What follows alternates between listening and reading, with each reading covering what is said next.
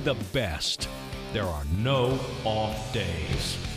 Welcome into the No Off Days podcast, a very special show. We're going to have a Skolabration, actually, because we have a guest host. This would be one Mark Skol Jr. in for Chris Cato today. And as we always say, Sean Berry's filled in the hot seat before, and we kind of look at it not as a guest role, but as an audition. Really? Because we just never know when Cato's going to... He's been taking a lot of extra days off, which is, of course, against the whole fabric of the show. It's the number one thing. Well, I was nervous because I haven't been on since like my second week on the job, and So it's you been thought it like was a 10 months, so reflection? I thought I was done. So I'm glad to be back. No, it's good to have you back. I think you wore that same shirt, though, last time you were That's the only shirt I have.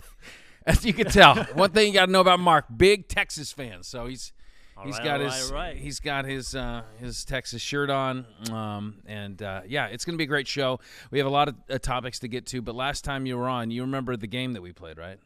I do remember that game. Okay, well, what did my we call favorite it? game of all time.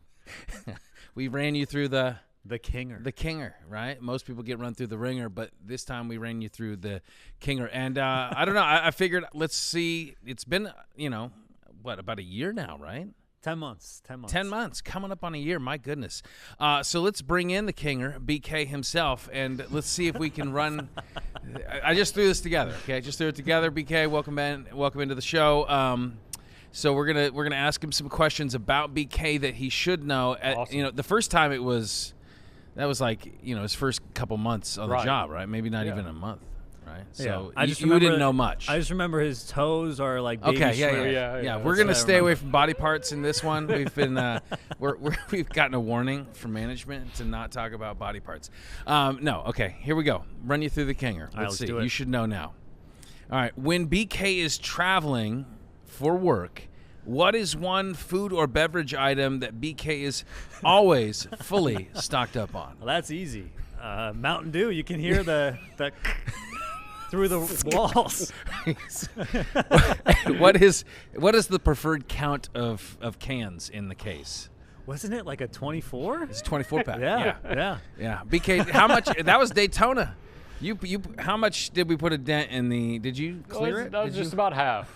About half. All right. Yeah. Okay, good. All right. When BK he seldom eats out. He loves to bring his own lunch. He's a lunch pail worker. But when he does, what is the one dining option that BK is going to go for? One dining option that he is going to go for? Yeah. I mean, and I would even say I want the actual item of food too. I just know Wawa salad. There we go. It's a Wawa salad. There we It's go. a Wawa salad. I think I said that last time. BK, that was wrong. But okay. yes. BK, what's your favorite Wawa salad? The chef salad with bacon. I think there's a bacon ranch, something like that. Yeah, it's really you can't good. get enough of the Wawa salads. All right. And we asked you this one before. Let's see if we can get it right this time. When BK's headphones are on, what is BK listening to in the sports office? When the headphones are on, sometimes he has like one on an ear and one, but when both are on, what is he listening to? Well, I know that he's always listening to these auction websites for helmets and Brian King memorabilia, but now I know it's Prince, right? Purple Rain? That was, I mean, Well, it's a rotating basis. I believe the latest is Van Halen. I listened to Van Halen last night, a lot of Van Halen. So yeah. I feel like he knows you a little bit more. He does. We put him through the Kinger. He knows.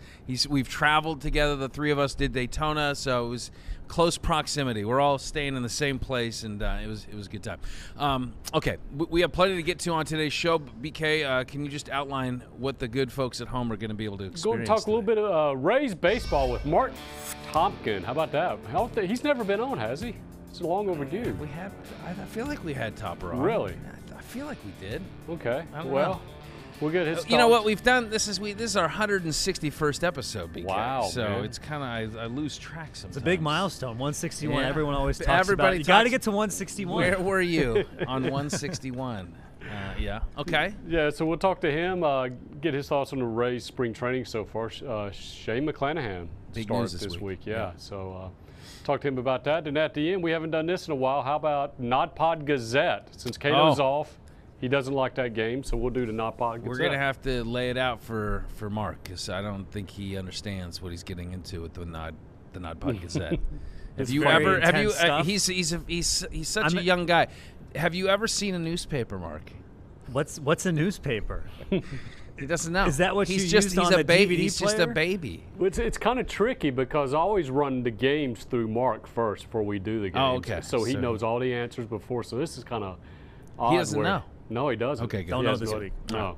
All right, very good, BK. Thanks, we will guys. catch up with you momentarily. If you're listening and you want to watch, go to fox13news.com/NODPOD. If you're watching and you want to listen or subscribe, you can take out your phone, zap the QR code on that screen, and head to our show page. You can leave comments if you'd like, nice ones and mean ones. Welcome at YouTube, at our YouTube channel, and then a 5-star rating on iTunes if you feel so inclined. Please subscribe, fox13news.com/NODPOD. All right, so I was thinking, A Block, what we normally do, Mark, is we kind of kick around some hot topics. Chris, bloviates forever, and so I know that you're going to be a lot more concise. And so I was thinking maybe we could hit hot topics, but in a would you rather format. All right, let's do it. All right. Would you rather? By the way, have you filled out today's immaculate grid? I did. Yes. Okay. Rarity 99. What are the two teams? What we got? We got. I did the baseball one. Okay. All right. Immaculate grid. My best poll was Jock Peterson, 30 home runs in a season, and played center field at least one game. There you go. That's going to be helpful for somebody that's 0.1%. listening on Thursday when this podcast drops. All right, so here we go. Our first question. You, as a reporter, you have to go out in the field. You got to do live shots, is what we call them, host segments from the field. Would you rather, and I thought of this because basically everybody from Indianapolis was in town today for the IndyCar, or this last week for IndyCar. And then, every NFL reporter was in Indianapolis for the scouting combine. So it's kind of like, where would you rather be at this point? So if you had to do live shots in December from Indianapolis with no gloves and a thin jacket, or summertime here in Tampa, full humidity, you've gotten a taste of it now. You've been here 10 months, and you had to wear a full suit. What would you rather do there? This is a easy one for me, no brainer. I would rather be doing live shots in Indianapolis in the thin jacket because I'm sweating profusely in the summer just wearing shorts and a T-shirt. So I don't know how I would survive. The suit would be ruined. It wouldn't look good. And I mean, at least you can always warm up. You can go to the car. You can't really cool off. But have you ever been so cold to where you couldn't speak? Your jaw was frozen shut. I've had that where it's my lips are I can't enunciate the words. It's not that cold in Indianapolis. It does. It gets cold. It does, but not right now. Well, this was February. End of February. It's fine. It's fine. Okay. All right. This guy. Easy one. Okay. All right. Let's do a little March Madness. We know how you are. You like to do the fantasy football. I'm sure you're big into selection on Selection Sunday when the brackets drop. Would you rather have the perfect bracket through the Sweet 16, but your favorite team, the Texas Longhorns, is bounced in the first round? Obviously, this isn't in a world in which they make the NCAA tournament. They normally lose in the first round. All right, anyways. so your bracket is perfect through the Sweet 16, but your team is bounced in the first round. Or would you rather have your team make a run to the Final Four, but your personal bracket, gets busted in the opening weekend? I would rather have my team go to the Final Four. I mean, I don't know how you can answer otherwise. Wouldn't you rather your team make it all the way as opposed to unless if I got the perfect bracket and I won the $1 million? I'm with you. I'm with you. I would, but I think a lot of people they really care about once they fill out their bracket. Those are their favorite teams now. That is now their favorite teams. I will tell you something, Scott. I've never picked a champion ever in the men's NCAA tournament. So I just want to pick one championship right, one tournament champion correctly. If I do that, is it because you're not picking chalk? Just go chalk. The year Kentucky went undefeated in the regular season, I got screwed over by Duke, and then last year Duke lost again. I'm just going to start picking Duke every single year now because John Shire's going to have to get the championship at some point, right? All right. Well, this could be the year. All right. Let's talk a little baseball. The Rays, let's see. Okay. How about this question? Would you rather the Rays finally win a World Series, but they have to play at Tropicana Field for the next 50 years, no renovations, or they move into the most beautiful state-of-the-art stadium in downtown Tampa or the Hillsborough Community Site, but they never finish above 500 for the first decade in the new building? Come on, this is another easy one. You want to see a World Series championship. I mean, that's I haven't been to the Trop, so I haven't experienced the Trop. I've heard it is a unique place to watch a game, but I want the Rays to win a World Series. That would be awesome to cover a World Series champion, a winning team. I think that's a no-brainer. I don't know. I'm curious what Rays fans would say about that. Would you rather have – I think diehard Rays fans would say yes, but I think people that have lived through the terror of what has been not knowing whether your team's going to be here from one year to the next, and management threatening partial seasons in Canada or potentially moving to what other city. Like, I don't know. Maybe the stability of knowing we got a new stadium, we're here for the long term. I don't know. But yeah, this scenario, I said that they'd be playing at the Trop for 50 years. I think people will probably be okay with that. Win a World Series, 50 years at the Trop. We're closing in on 50 years anyway. So, all right. So let's say Lightning, similar kind of thing. Would you rather be the MVP of the league but lose in the first round of the playoffs, or be the bench warmer who doesn't play a single minute but gets to lift the trophy? Oh, I thought you were going the same route as these other ones. That's actually tough. I'm a team first guy. I'd rather have my team win it all and just be a role player on the bench. I played that same role in high school. You can ask all my former Clear Lake High School teammates; they already know. So did you guys win a state? We won our first playoff game in 7 years my senior year, and I averaged about 2 points a game. All right. Well, hey, what was the average margin of victory in your games? Probably like 15, I'd say. You were pretty good. I was going to say, if it was 2, then you could take credit for it. Yeah, I don't know. I think I hate to put myself above the team. Oh, come on, but man. I got to think that if, for longevity's sake, I would rather play a long career in the NHL. And, of course, being an MVP would be who's to say I didn't win an MVP early on in my career? And this is the tail end. It says you're a bench warmer.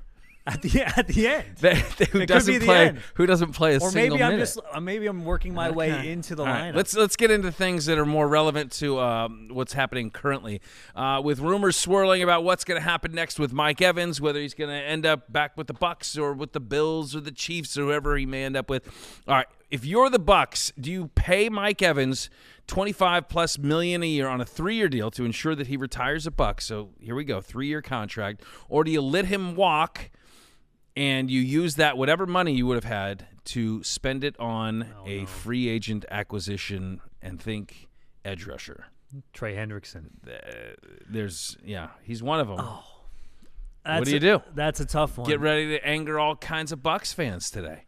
I think you got to stick with Mike Evans, man. Really? I think you do, because he's a legend, and I wouldn't want to see him in another uniform. I feel like that would be weird. I'm sure Bucks fans would be happy for him if he were to win a Super Bowl for another team, because he's just meant so much to this city, to this town, to this franchise. But I think he should be known for wearing the red and pewter for life. I think it's just one of those things where you want to see these guys play for these teams forever. I mean, you think of Joe Montana with the Chiefs and Jerry Rice with the Seahawks and the Raiders. It's just weird to think about. But people don't remember them. I remember it. That. It's just weird. And I would think I think it would be cool to say I started my career here and I played 15+ years in the league for one franchise. I think it would be. I think that's really special. I think it would be too. But at the same time, it's like we have to remember this is the business of football, and so the Bucks have clear needs. And right now, I would say receiver is not one of those top flight needs. Probably one of the strengths of the team. It's probably one of the strengths of the team when healthy. And so Mike Evans I think he's still in great playing condition. I think even though he's 32, I think that he could probably play another 3-year contract and be just fine. But I would say, you need to, in a salary capped NFL, you need to figure out a way to bring in some talent on the defensive side of the ball, and you need to do so in a hurry, because even if you re-sign a Mike Evans and you don't sniff the Super Bowl, then it's like that's the whole goal, right? That's why you would be a bench warmer on a team that wins the championship, is because we're trying to get to the championship, and so there's other needs on this team. So I would be inclined to say allocate that money toward a big-time free agent that is going to be a lock. And I think a Trey Hendrickson would be a lock. If you could make some type of deal with like a Max Crosby, I think that would be a lock. But, yeah, it would stink to say goodbye. But at the same time, you never know. They may take that – Mike may take that out of the Bucs' hands because he may be going someplace where he feels like, hey, I got a better place that I can win a Super Bowl at. All right, let's see. Free agency, Kyler Murray, released by the Cardinals. Malik Willis is like the hottest name in free agency suddenly. The Titans, dumped him? Did they trade him or did they dump him? I think they traded him to the Packers. Oh, my gosh. All right, so let's say if you are a team, you are one piece away, you need that quarterback. Do you go Murray? Do you go Willis? Do you go with the aging, the more senior selection of a Rodgers, a Flacco, a Garoppolo? Where do you go if you're one piece away? I don't think if you're one piece away, you want any of those guys on your team. I think you're kind of done for if you have to go for one of those guys. You just need a quarterback. You got them all. Maybe Kyler Murray. I don't know if I like his attitude as much. I know he plays video games all the time, and they had to write that into his contract. But probably Kyler Murray just because he's younger and maybe has more potential than anybody else. I don't want any geriatrics on my team. I don't know. I don't know. I would, if I'm just one piece away, then I'm going to probably take a flyer on an Aaron Rodgers. I still think he's got enough to where if you're not asking too much of him and you got all the playmakers around him, I think he could still do okay. He's not as mobile as he used to be. He's not. That was a big part of his game. But, again, one piece away means I got a pretty good O-line. At least that's what I'm hoping for. Kyler Murray, I think that there could be some meat left on that bone. I don't know that I've seen enough to be like, oh, he's the guy that's going to push us over the top. Malik Willis, maybe he's the guy, but I would not. I know he's going to make some big money here. I mean, he's going to make some big money. I think like over $50 million, which is kind of crazy to think about. A year? Not a year. No. Not a year. Like 2-year, $50 million deal. Okay, here we go. 40-yard, we have the combine, right? So they have 40-yard dash times, and everybody kind of gets they're wowed by that. So Arkansas running back Mike Washington Jr. led all running backs with a 4.33 40-yard dash. If you're drafting a team and you need a running back, do you get more? Are you more intrigued by a guy that has a sub 4.35 40, so blazing speed at running back? Or would you prefer to take like a plotter, somebody that's like a 4.6, great blocking back, not blazing speed, but doesn't maybe he's more sure-handed, but your fast guy, he maybe has a little bit of propensity to fumble the ball. So fast and fumbles, or 4.6, good blocking back, doesn't fumble. I'm not going to answer your question. I'm going to say the guy who looks better on tape. I really don't care about what they do with the numbers at the combine. It doesn't really mean much to me. I want the guy who's going to run through guys at that level, get through the defensive linemen to power through for first downs. I really don't care about the speed because if you have the speed, great, but like how are you going to run through these blockers? I mean, can you read an A gap or where to run through, what holes to go through? You're acting like you're a real GM. Stop doing that. This is fake. This is fake land. I'll go podcasting. I'll go speed. Okay. I'll go speed. Speed's nice. All right, so yeah, you want a guy that fumbles it. I'm with you though. I'd probably go speed too. I'd probably go for the guy that has the blazing speed. All right, coming up on the other side, it's time to talk a little baseball. It was a big week for the Rays. They went out and as everybody kind of departs for the World Baseball Classic, their pitcher comes back, starts his first game in what has been over a year, at least in the spring training game. What's the latest on Sugar Shane McClanahan? We're going to hear from Marc Topkin of the Tampa Bay Times coming up on the other side.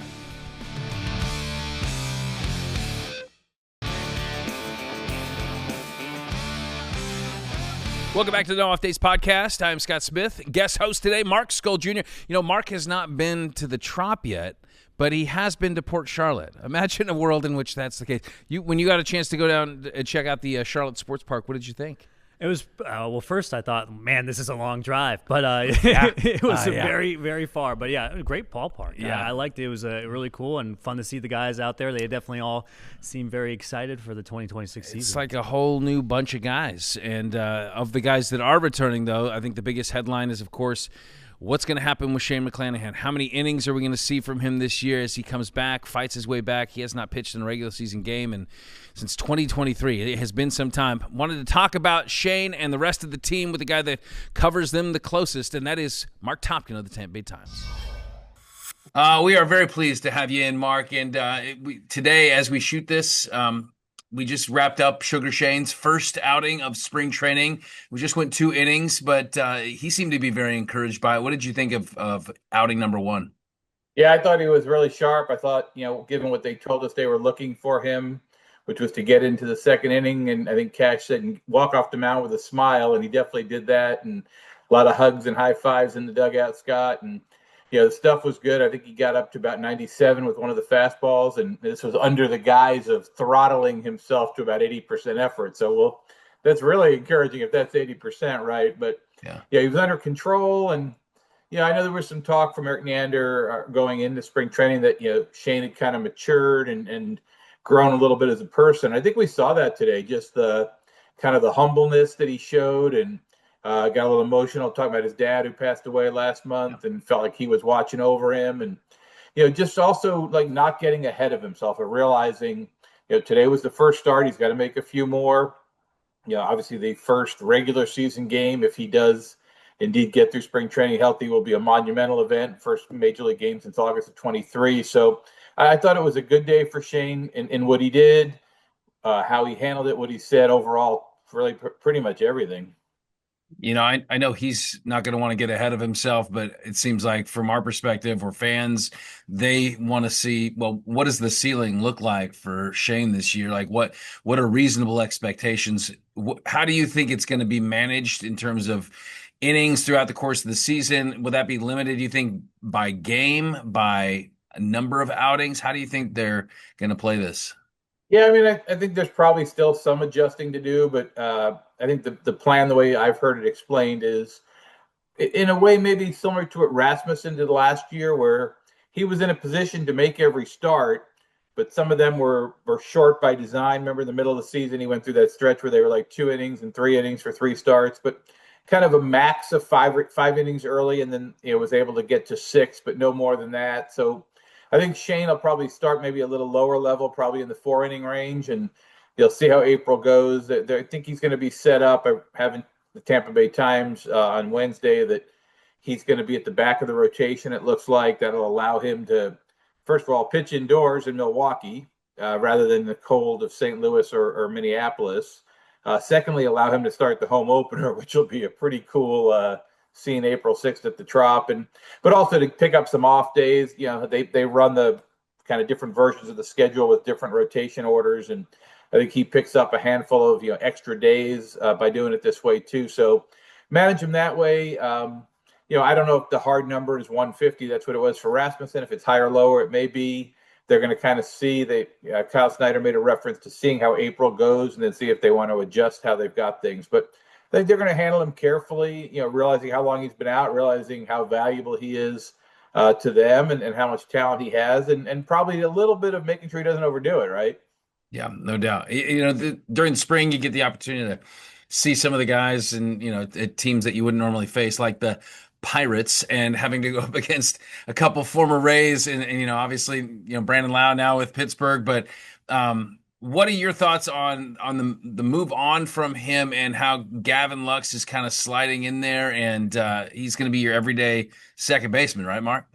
That's what it looks like, at least against right-handed starters. I think Lux's numbers against lefties haven't been too good in the past, so probably could see a situation where Ben Williamson, the guy they picked up from Seattle, wanting a right-handed kind of utility infielder, maybe get some of those starts at second then. But yeah, I mean, I think the Brandon Lau move, Scott, going back to what you said there, it surprised me because they picked up the option first, but then it kind of makes sense. That allows you to get a return, obviously, for it.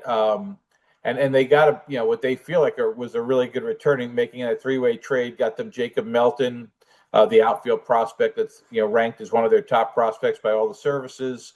But yeah, Brandon was a guy who'd been here a really long time. There's not a lot of guys who play with the Tampa Bay Rays for 8 years, and I think there's a couple different lists, but I think the Rays did one based on just service time, which is basically days you're on the major league roster, whether healthy or not, but on the major league roster. And he's like the 5th longest in franchise history. And Obviously, Longoria, Kiermaier, a couple of those that you're familiar with. But to think Brandon Lowe had been here that long, been such a key part of this team, and does move on, and weird situation because 1-year contract, right? 1-year extension. He could be moving on again after this season, or even if Pittsburgh's not in the race or something. So, did talk to Brandon when we were in Bradenton about a week or so ago the first time, and he was very candid. He kind of thought it was coming. He said he kind of thought how the Rays typically do things and kind of braced himself for it to happen. And Neander gave him a heads up, as he sometimes does with veteran guys. Said, "Hey, we're talking to a couple teams. It might happen. This team, this team, this team."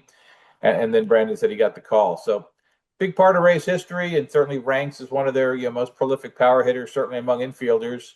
And we'll see what happens going forward with him. And now some of those power hitting infielders are playing in the World Baseball Classic. I know they tried to kind of slide up some innings to give like Junior and Jonathan Aranda opportunities to get some spring training under the belt. But how do you think they view the World Baseball Classic? Is it more, I mean, I know that there's like international fervor and it's fun for the watching audience and players probably love it, but like it's also kind of a distraction a little bit from preparation for the season. Now, how do you strike that balance? How's Cash doing that? Yeah, I asked him that exact question, used that exact word the other day, and he said, the balance is, for some of these guys, it's one of the coolest things they've ever got to do in their life, and you have to appreciate how much it means to them. You want them to go out and enjoy it, but come back healthy. And that's probably, in an ideal world, probably every manager would say that. He wants his guys to go out, have a great time, play well, whatever, help his team win, but come back healthy and be ready to go, because obviously we all know what's ahead of them. And, with the Rays, when it's your best player in Junior Caminero, and it's another key player, you saw how much Jonathan Aranda meant to them when he got hurt. When we noticed he wasn't playing last year after he got hurt, 2 of the key relievers in the bullpen, and Clevenger and Griffin Jacks, and a couple other guys, but those are the main 4. You do realize, how significant a role those guys have, and obviously the Rays have to be hoping they all come back healthy and ready to go. Yeah, but I mean, Arozarena, when he did the World Baseball Classic, it's like he catches fire and he becomes this big phenom internationally, and then he comes back. Didn't he come back super cold? Wasn't that the? Yeah, I think so. I think you're right. I think you're right, and part of it's how long these guys go, right? And Caminero's on the Dominican team; they're one of the favorites to win this. The U.S. is among the favorites to win it, so they should be playing for a while.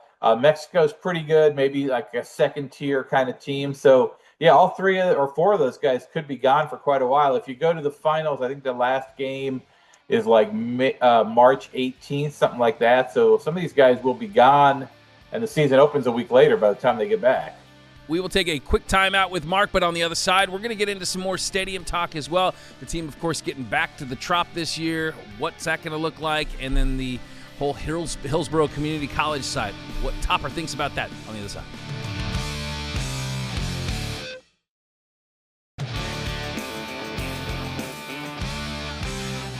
Welcome back to the No Off Days podcast. We have Marc Topkin with us of the Tampa Bay Times talking about the Rays and what the spring training has looked like so far. But I'm curious what the Trop is going to look like, because we got a new roof on it now, Mark. New turf, everything's new radio new. System, new sound system. It's like it's brand spanking new. So we're going to talk about it with Marc Topkin, what he thinks about the new digs and the ones to come. All right, so back to the pitching situation. Your closer, it's closer by committee, right? Is there somebody that you feel like is going to be carving that niche to be more of like your everyday shut the door in the 9th guy, or that I don't think so. And I think Cash almost doesn't want, I mean, I shouldn't say he doesn't want it to happen. If somebody emerges and they just become lockdown good, yeah, he'll be happy with that. But he really relishes that matchup type of situation. He feels, and his philosophy is probably being a catcher, he's always going to be thinking of things that way. But his philosophy is that if you have a chance to win the game, you might have that chance in the 6th or 7th inning, and you don't want to have to be pinned down by this role assigned to a guy that, he's only the closer, he can only pitch the 9th inning. So I think he likes the idea that if the game looks like it's on the line in the 6th or 7th inning, he can roll out his best guy in that situation, whoever it is matchup wise. Now I think you're going to see it was supposed to kind of be a 3-headed thing, and Uceta is hurt. It looks like he won't be ready to start the season, but Uceta, Griffin Jacks, and Garrett Clevenger, so 2 righties and a lefty, all do things a little differently, all can be really good. Brian Baker's probably the other, like the next guy, the high leverage guy. Manny Rodriguez is hurt. He'll be back around midseason recovering from surgery. He could be in that mix too. But yeah, it's going to be a thing. And, they set a record, I think, in 2020, despite it only being the 60-game season for the team with the most guys with saves. And then they broke it the next year in the full season. And I think Cash kind of enjoys that, where you can just pop different guys in. You could use these guys in different roles. So I don't think you'll see one guy unless they just grab it and run. I think you'll see Cash continuing to mix it up a little bit. One of the big stories overall throughout MLB this spring is obviously the installation of the ABS, and it seems like that's become like the game within the game. We got guys that are like walking off; they're already down to first base before the call has even been shot.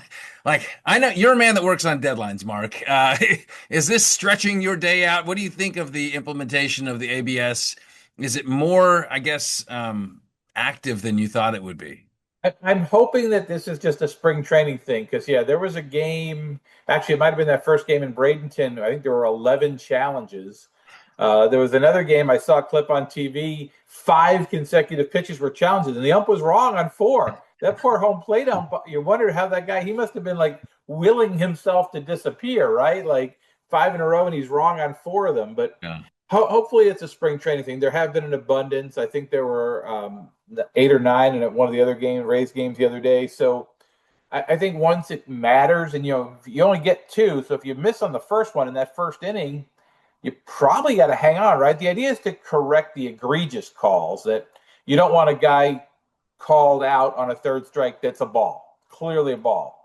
So if these teams, they're going to have to value that challenge, and if they lose on their first one early, probably hang on to that second one. So I think that'll move the game along. And it's also been a little bit clunkier in spring training, I think, just in the execution of it than it was promised of how quickly it is supposed to go. And look, we're here in the press box in Port Charlotte. There's been like an MLB supervisor here and kind of training the crew as they go along. So it's understandable, just like if you or I had to learn some new technology. So I'm assuming and hoping they're going to get quicker. But yeah, they got to have not have these double-digit number of challenges in these games. Yeah, no doubt. Technology, we're talking over Zoom, So I got to ask you about the stadium situation, because there's been a handful of folks that have actually been inside the Trop, and I take it that you are one of them that's toured it, that's seen how everything's kind of come together. What are your thoughts? Because they were saying, it's going to be better, even better than before, or as you remember it. How much better do you think it is? Yeah, I've heard Ken Babby say that a number of times, the Rays CEO, and definitely has me curious to kind of get a feel for that. And they've had a couple media tours. I don't think there'll be another one. They'll just have opening day on April 6th. And some of the basic things he said, cleaning it up, repainting it, finding ways to kind of expand. Like there's that crowded area out in center field where the boardwalk is and the porch. Expediting that, putting more points of sale and things like that. All that sounds really good.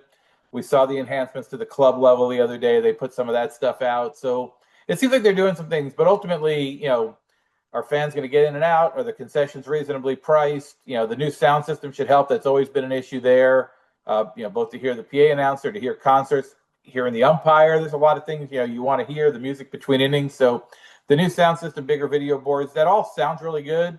And I think we'll see, obviously, that first week. And you think about it, instead of a soft opening, MLB gives them the Cubs and the Yankees the first week. That might be their two of their most well-attended series whenever they were, and they get them right off the bat. I'm convinced that the next time we see a rendering for a stadium, it's just going to be the Trop currently. It's going to be that. I don't know but the Hillsborough location, obviously, it's full steam ahead. It's a very pricey project, but do you feel as optimistic about this finally coming to fruition as more than anything else that you've seen in the past, or is it kind of like just, wake me up when we get there? What is it? I mean, it's funny you say that, because I've seen other people say that, and I've probably written that other people have said that, and then you kind of get the reminder was they actually had an agreement in St. Pete, right? That was actually signed. I mean, they made T-shirts. When you make T-shirts, that really means it's official, right? You got one there somewhere? Yeah, right. There you go. So they made this official, and that one didn't happen. So Right. I think there's a little bit of natural inbred skepticism, and you and I being in the media, that's kind of part of our training to be that way. But I think the determination that this new group has, the financial resources that this group has, and the connections they have. I mean, having Ron DeSantis, who in the past had said some very unnice things about the Rays, come to Tampa, whatever that was, a couple weeks ago, and speak about that project as passionately as he did, and then follow through, and they, passed the measure to deed the land over from the college to the Rays, and that was something he said he was going to try and make happen, and did. So, connections, money, passion to get this thing done, knowledge. I mean, construction. I mean, Patrick Zalupski, the head of the group, like he literally builds things. That's what he does for a living. There's like those 25, 27 partners that are involved. About 7 or 8 of those guys in the Tampa area are in the building business. So I think it all makes sense. Now, getting it approved, getting the money, the public money that they need from Hillsborough County, City of Tampa, and then getting this thing built by being ready to open it in 2029. I know Oakland/Las Vegas is on a similar schedule now. They started in summer of this past year in 25, and they're going to open in 28. But we get a lot of rain here, as you probably have noticed. That may slow construction down. So it's a very ambitious schedule. That's assuming they get approved. So then we can, if they get approved, then we can question them on how they're going to get it built in time, right? Yes. In the meantime, you'll be holed up in the beautiful facilities there in Port Charlotte as we dream about nice new stadiums someday down the road. Marc Topkin, as always, we appreciate your insights, your expertise, and always a good follow to keep up with the Rays, the latest goings on. Appreciate it. Thank you, Mark. You got it, man. Anytime. Always good to catch up with Marc Topkin of the Tampa Bay Times. That a reputable publication, one that is not so much the NODPOD Gazette. We're back with the fun block on the other side.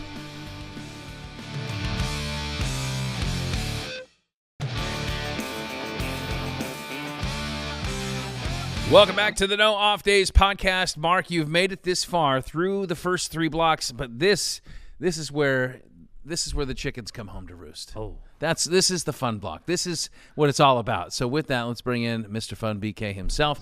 How many Mountain Dews are we into the show, BK? We're 2. Okay, 2 in. Two, all right, so he's got the juice. He's ready to let it loose. Here we go. I got it all right. loose. This is our NODPOD Gazette. Tell Mark what this is all about. This is a publication we put out. Cato is one of the editors. Scott does some editing and some. He's a featured columnist sometimes. What it is I'm going to give you a headline, and sometimes they're real, sometimes they're not real. You tell me if this headline's real or fake, okay? How good is your sniffer? Yes. That's the question. That is the question. All right, let's do it. But first, let's roll that open. Extra! Extra! Read all about it! The NODPOD Gazette! There you go. How about that? There we go. Is that... Are those? I can't tell. Is that Cato or me? It's supposed to be Cato and Scott. Extra! Oh, okay. Extra! Read all about it! The NODPOD I Gazette! just pulled it up and It gets better the more I watch Ryan it. is obsessed with Read AI. all about it! The NODPOD Gazette! The NODPOD Gazette. I love that. so there you go, yeah. I think that the guy could pass for Mark, though. It could also it could just as easily We'll be just Mark. call it Mark. Yeah, that okay. was Skol. All right, very good. Love it. All right, here's the first headline. You ready? Yes. It is 5-star penguin. A zoo penguin officially has been promoted to the rank of Major General. Wow, can you believe that? A king penguin living in a zoo was honored with full military parade when he was officially promoted to Major General of a European nation's King Guard. Is that a true story or a fake story? You know, I think it's real. I do. Why would you say that? Because, well, one, I don't know if I've ever told you the story, but I used to work at a zoo in high school. Oh yeah, And penguins are they're crazy, man. And I can see one becoming a leader somewhere. They like them so much. Were you in the penguin pen? What do they call it? The penguin pool? Yeah, I mean they just peck really hard, man. Don't ever. It's like the worst pain I've ever experienced in my life. I've torn my ACL twice, but getting pecked by a penguin in the back of the leg, absolute worst. So I'm gonna say this is real because I just don't want penguins to come after me again. I mean, but what is the context in which they're getting honored by the military with, you said a 5-star. I don't even know what that means. Brian wouldn't make this up. Like a general? Brian wouldn't make this up. Says the Penguin has already been knighted years prior. I mean, what kind? How about that? It's the fact real. that you're holding this up makes me think like you're reading it off. It could be real, but could it be? could it? It just doesn't. I don't. Maybe there's like an island that they live on where there's no human beings, and so it's just like, okay, it's a little tongue-in-cheek. Like if they live on like an iceberg somewhere in the middle of the North Atlantic, and whatever. Let's say it's true. It is absolutely true. The Penguin's name is Sir Niles Olaf III. Oh, wow. Great This name. is a little much. Yeah, I was what willing gonna to name go my as far as firstborn. the military, but Niles Olaf III. Oh, yeah, he's from the Edinburgh Zoo in Scotland. He's the official mascot and colonel-in-chief of the Norwegian Kingsguard. He was promoted to Major General in 2023. I'd like to see his resume. I want to know what he's done in his What's life. his speech look like to rally the troops, man? They said that they put a little armband on his little wing. I tried to get video of this I little mean, bird. is this what we're doing? I mean, Yeah, how about that? I don't know. Okay. All right, here's the next one. We got it, though. Yo, good job. This is Man Sues Weather Channel, okay? A local man has filed small claims lawsuit against Paul Delgado. against the Weather Channel after the meteorologist predicted a 90% chance of severe weekend washouts. The weather turned out crystal clear. He canceled his party because of this. He's suing the Weather Channel because of his lost money, $2,500 to recoup the lost money, bounce house deposit, and $400 specialized gourmet hot dogs. Oh. Well, Mark, last week I wouldn't expect you to have listened to last week's show, but we found out that an unsightly amount of people believe that chocolate milk comes from brown cows. So I would be inclined to think someone would be as dumb as to think they could actually sue the Weather Channel for a forecast that was wrong. But in this situation, I think it's false. I just can't imagine that someone would be that silly what kind of legal grounding do you even have? Like, okay, the weather guy's wrong. So, like, how is that? I think that's all kind of baked into the cake, right? I'm in agreement here. I think it is fake, but I couldn't. I feel like this has probably happened multiple times before, though. But I think in this specific scenario with this specific title, I think this is fake. Ooh, guys, it is absolutely fake. Absolutely okay, fake. Good. All right. So it's not the article, it's my way I present it. No, that's what's giving it away. not always. I think that's what it is, man. I can't imagine somebody would sue the Weather Channel. I bet you could look that up, and it actually has happened before, though. I would see it like if damages were incurred that were like physical damages. Like you go outside, we weren't told that there was going to be these winds, and the house blew over and hit me.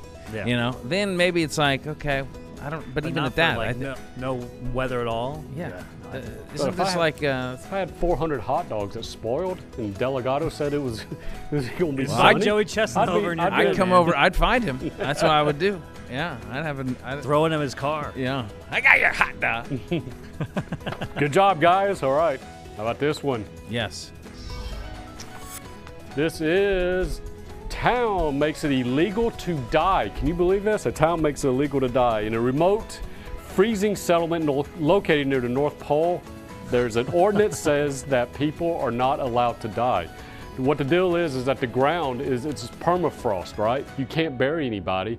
And plus the bodies that are buried decompose. They don't decompose correctly, and so they're susceptible of all these diseases. So a town says if you're terminally ill. Wait, if a dead body is susceptible to diseases? No, the people that live in the town. Because the body doesn't, and all the elves. So go somewhere else and die.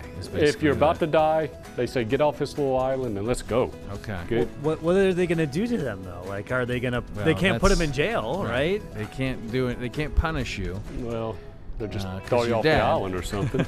It's illegal to die here. Okay. Well, I'm going to break the law at some point. Yeah, I think it's probably it's true. I think it's true. Yeah, I don't think I don't think you can come up with something like this. I think that's just like, it's so bizarre that it has to be true. Well, I can think of the situation in which that would be a problem, if the ground is too hard to bury. But then couldn't you just cremate people? Like, isn't that like an option? I don't know. I just know, I want to know what the consequences are if you do die. Like, what happens? Like, are you... Well, I think they're going to... What are they going to do? They're going to embarrass you. They're going to embarrass your dead corpse. That's what they're going to do. They're going to... you'll be on... Dance on the graves. Watch lists. Yeah. Have you seen this man? He's been dead for a couple weeks. Yeah, I don't know. I don't know what you could do. Maybe it goes down to like the family. Maybe the family has to pay some type of fine. But I'm gonna say it's a true story. It is absolutely true, guys. This is a town in Norway. Yeah, they stopped burying people in the local cemetery in the 50s after realizing the bodies were being perfectly preserved in the extreme cold. In the 1990s, get this, scientists even successfully extracted live samples of the 1918 Spanish flu. Are you kidding me? Out of some of these bodies. Yeah, let's bring that back. Yeah, no kidding. That'll be fun. Yeah. Dang it, man. Y'all perfect. Hey, what are our sidebar stories? I keep trying to read them, but my eyeballs ain't working. Okay, yours is that you're getting ready for the UFL fantasy draft. You know who is actually? Who? Chris with a K. Oh, he's the world's biggest UFL fan. Isn't he? He is. He reads the Reddit blogs on UFL. He is all over it, man. Ask him what the big story was earlier this week. What was that? Ask him what? What the big story was in the UFL. What was the big UFL story, Chris? He got into a fight with somebody on one of these message boards. Oh boy. Yeah. He's getting into UFL fights. Oh, well, he's fired up. Oh, gosh. I'm sorry. There you go. All right, pull his mic. Cut that mic. We wound him up. You just talk UFL with this guy. He got him going, man. I know. He got him going. What does Mark say? Mark is concerned about the, concerns about lemonade tariffs. Oh, no. The tariffs on lemonade. Oh, man. So there's a whole column he wrote about that. Hey, I'm not Nobody loves lemonade more than Mark. That's true, isn't it? I'll get my lemonade somehow. We'll be fine. What are your thoughts on pink lemonade? Oh, strawberry lemonade's my favorite. Oh, okay. It's the best. Right. Yeah. Just what about regular old-fashioned? That's pulp? Fine. You go with the pulp? No pulp. Come on. What about an Arnold Palmer? No. No, okay. All right, sorry. I'm too far afield here. All right, what do we got? We have our next... next one is, what's it say? Bakery debuts a cross dog. How about this? In France, this community is all upset because this longtime bakery, it's been there for 120 years, comes out with this croissant with a hot dog in the middle of it. They say it's blasphemy to do something like that to such a cuisine type thing. Is this true or false? You say pig in a blanket. I think it is. I don't know. I mean, I'm trying to think if meat is normally found in baked items. But would they make this a news story? Oh, the NODPOD Gazette, yeah. The NODPOD Gazette. NODPOD Gazette covers all this stuff. We have a hot dog reporter. I mean, it's all things. Any news, Joey Chestnut, eating contests, hot dog reporter is on it. I'm going to say it's true because yes, we did. Yes, I'm picking up on a theme now. Someone channels hot dogs as a topic when they're searching. They can't think of something. So now I'm changing mine to false then. Okay. If he's searching hot dogs. But any everyone's story, tried out hot dogs on everything before. Any NODPOD Gazette story that has the word hot dog in it, it's not a real story. I really hope it's false. It's false. It's false. It is absolutely false. Dang it. BK. Dang it, man. Your towel, man. It's a towel. It was a towel. As soon as we started talking about it, that's oh boy. Oh boy. False. Okay, you got me. I'll come up with a true hot dog story next week or next time. All right. We got any more? I've got one more. How about this? Good. This one's called Mr. Cheeseburger, okay? A little too close. A man legally changes his name to Bacon Double Cheeseburger. Okay. This is after a night of heavy drinking with friends. He submitted the online documents the documents online to legally change his name. It actually happened. So the guy is named Mr. Bacon Double Cheeseburger. Is this real or fake? I think this is real. I think it's real that, too. A night of intoxication will lead you to do some silly things, and I think he was completely sober. you think he was? I think he just loves Mr. some bacon double cheeseburger. Well, I mean, that's a long time of, because I would assume like the paperwork, it's a long time of being intoxicated, because you have to probably. I can't imagine it's just like you go online and just do it like in one. I mean, you probably have to go to some To show office some somewhere, proof. but I think, Chad Johnson changed his name to Ocho Cinco. So you have this as being true. I think it is true. I think it is true. I want to go to the other side. We're gonna. gonna diverge here. I'm gonna say it's not true. I think recently the show Spaceballs was rerunning on TV, and Pizza the Hut was probably on there. I think that's what BK was thinking of. How can I do a spin on that, Mr. Cheeseburger Deluxe? Brian only lies about hot dogs. Yeah, that's true. He does. Not cheeseburgers. I'm gonna say false. Absolutely true. A man from London, England, whose name is Sam Smith. Any relation there, Scott? That's a famous singer, right? I It think is it a is. famous singer, yeah. Changed his name to Bacon Double Cheeseburger in 2016, and he was engaged at the time, and the fiancée is not too happy about it. Yeah, right. Yeah. So is it Sam Bacon Double Cheeseburger? I think or it's is it's Bacon Double Cheeseburger. I think Bacon's like the first name. Yeah. If you could change your name to one food, what would you change your name to? I don't know. It would have to be like a play, like. I'll just go chicken quesadillas, man. I love me some chicken quesadillas. There he is, Chicken Quesadilla Skol Jr. Yeah, I don't know. I wouldn't change my name. I'm not creative enough. My parents clearly weren't very creative by naming me Scott Smith, and I'm not creative either. So there you go. Taquito. Taquito Smith. That actually sounds like someone like a really fast wide receiver. Yeah. Taquito.